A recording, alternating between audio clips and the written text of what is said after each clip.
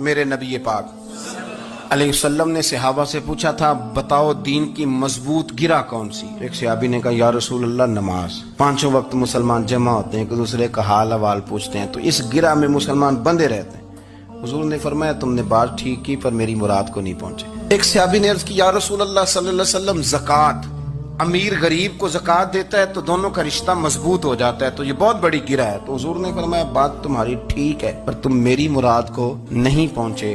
تو تیسرے نے عرض کی حضور حج، مختلف رنگوں کے، قبیلوں کے، نسلوں کے، علاقوں کے لوگ آتے ہیں، ایک ہی لباس پہنتے ہیں، ایک ہی بولی بولتے ہیں، لبیک اللہم لبیک، تو یہ بہت بڑی مضبوط گرہ ہے۔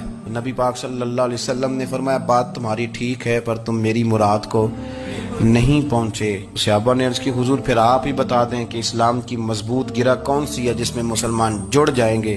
نبی پاک نے فرمایا مضبوط گرہ محبت ہے، اللہ کی رضا کے لیے۔